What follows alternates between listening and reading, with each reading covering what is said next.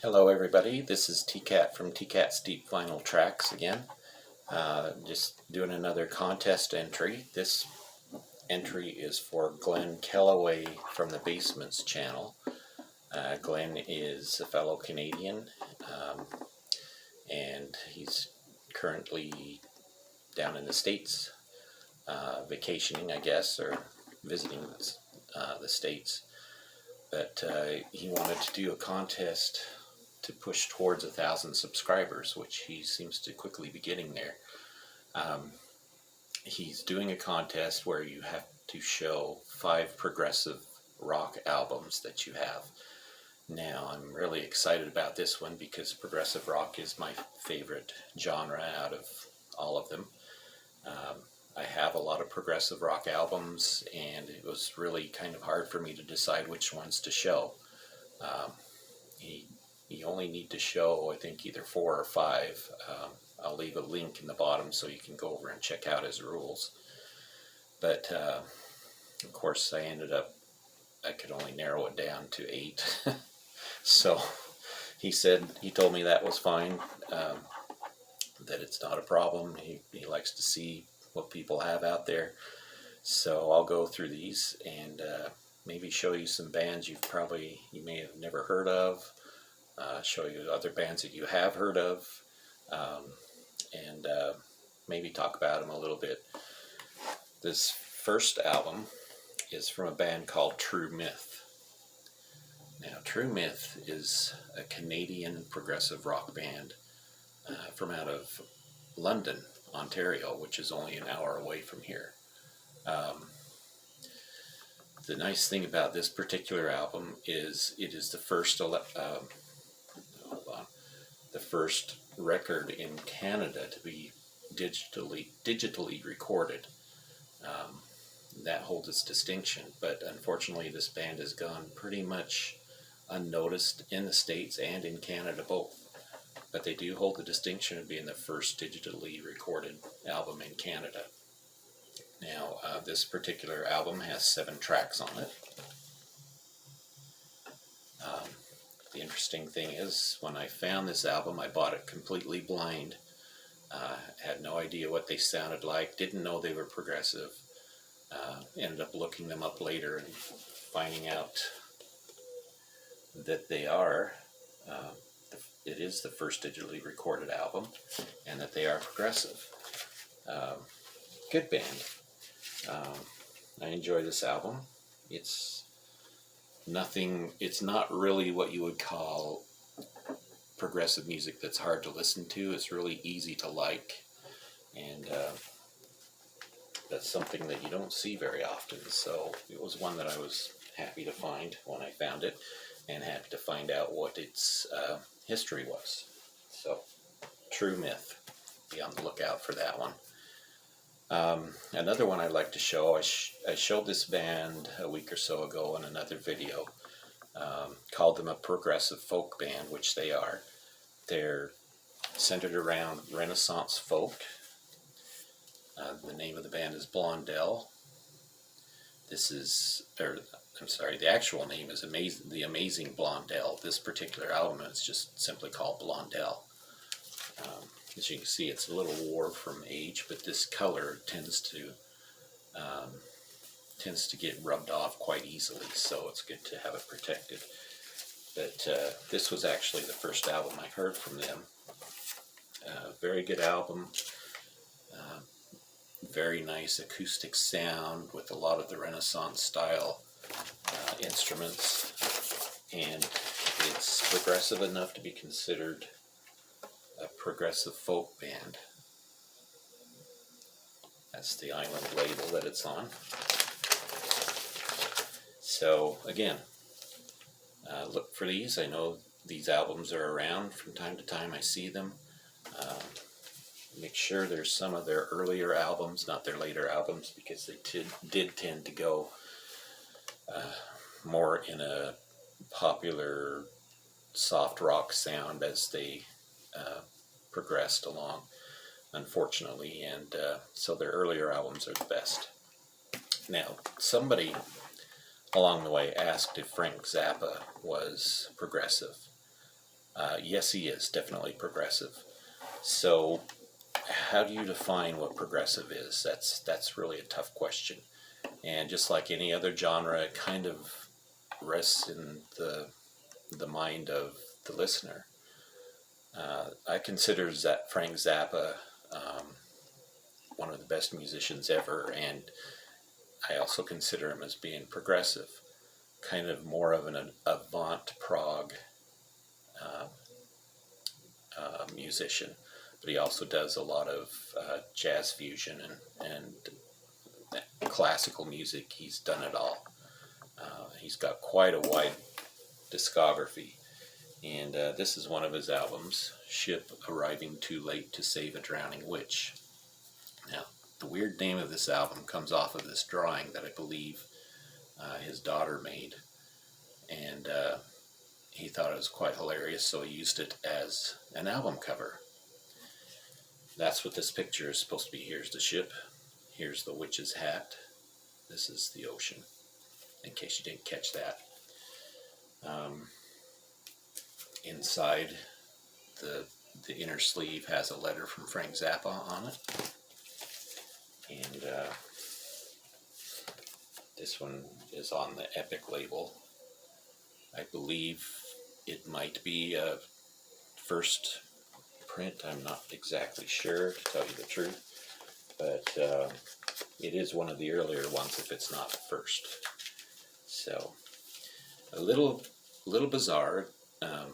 This is probably one of his most famous albums because it has Valley Girl on it, but everything else on this album is quite experimental, and there is one long track, the title track called Drowning Witch, which is 12 minutes long, that features one of his signature guitar solos. Another one by Frank Zappa that I love is Hot Rats. This is probably a good one for people to enter on, especially if you like the jazz fusion sound. This, I know, is not an original. I actually just bought this this particular copy not too long ago. And of course you see the barcode on it, that's a good indication that it's kind of cool. And the main reason I bought another copy of it was because it's on this nice pink vinyl. So, Frank Zappa, Hot Rats, excellent album, especially and it's mostly instrumental, so if you like the instrumental sound of Frank Zappa, this is one you need to get.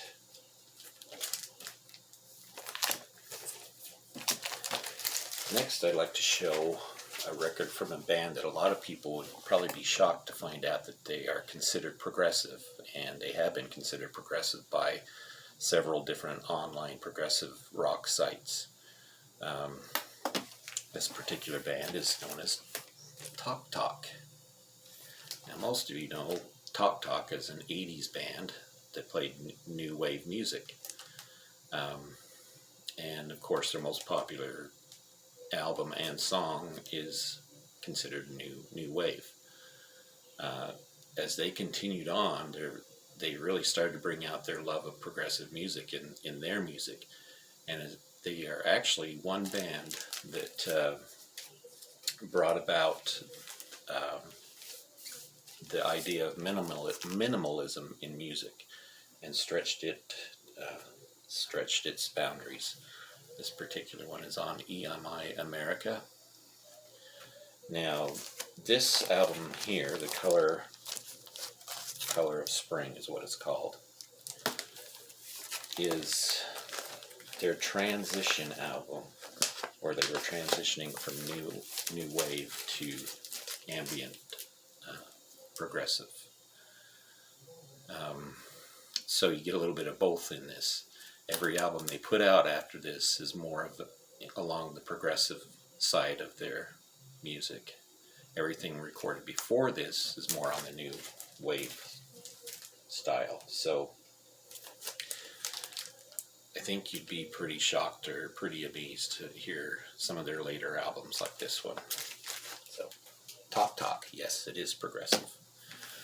Another band some people consider progressive and some don't, but they are recognized as a progressive band, is Radial Head. This album is OK Computer, and this is the OK Not OK release. The difference between this release and the other vinyl releases of OK Computer is this one has an addition, 3 discs instead of just 2. What they have is all of the album, OK Computer, plus they add all of the outtakes that the band recorded during that time. Outtakes, B-sides, and all of that. So it's really kind of cool to have all these together in one album.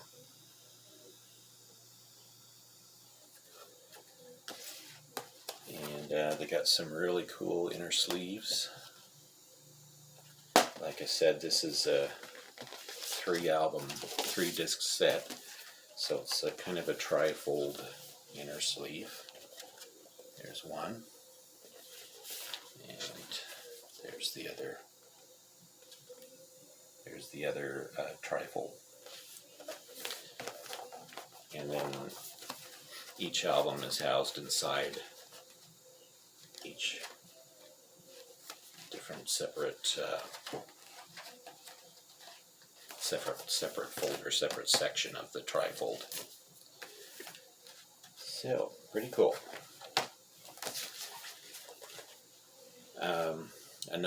This is a progressive band that a lot of people haven't heard of, and they are more of a recent band. Yes, there is new progressive music. Progressive rock is far from dead.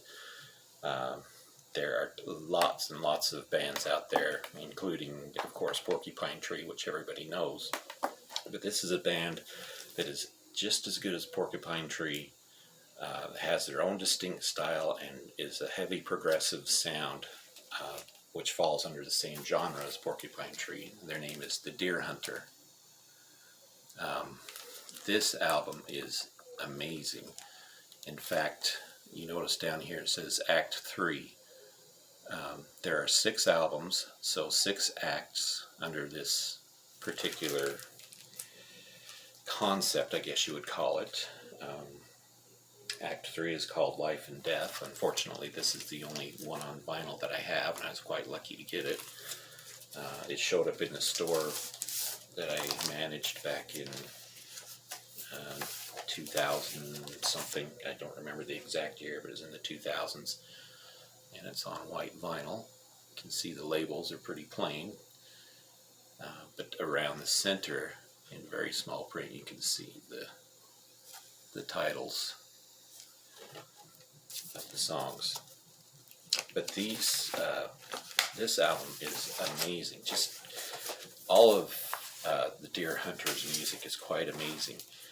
And you have to watch out because there is another band called the Deer Hunter, but it's spelled D-E-E-R. And it's more along the lines of indie folk band, and they're good too. This, however, is straight progressive rock, and really good at that. So I would suggest, if you haven't heard of them, you need to check them out. I do have back here, this white box is a Deer Hunter box set, and one of these days I'll show it off because it's really kind of cool. Last but not least, I want to show one more progressive rock album from a band that people might be surprised that I would consider progressive rock, but again, they are recognized at that, mostly because of their first 2 albums. Everybody knows their popular music, but this band is called Ambrosia. Now, a lot of people, there are progressive lovers that know this album and just absolutely love it. If you haven't heard their debut album, you have got to get it, and something that may help inspire you to get this. Everybody knows Alan Parsons had a big part in creating Dark Side of the Moon, and they know him from the Alan Parsons Project, of course. But before Dark Side of the Moon, Alan Parsons was involved in this album. And oh man, is it great. It's one of my all-time favorite albums ever. That's how far I would go with this one. definitely an album you should be looking for. Sounds nothing like their popular music. David Pack is the lead singer, as he is on the popular songs that they've produced. But he also shares that with one other member, so he sings on some songs. I'm sorry I don't have the name of the other vocalist, but anyway. There are 8 songs on this album. I can't recommend it enough. The last 2 songs are the most progressive, even though the entire thing is very progressive. The songs Mama Frog and Drink of Water are just amazing and should be considered progressive classics. If you want to know what I'm talking about, look this up and try to find it. It is very, very good. Okay, enough of that. Like I said, I love progressive rock. I could go on all day talking about progressive rock. But I'm not going to do that. This is not the place to talk about it. This is for a contest entry. And like I said, you can go over to Glen Kellaway's site and subscribe to his channel. I'll leave a link in the bottom. And once again, thank you for watching, and good luck to everybody that joins in on this contest. All right, talk to you later.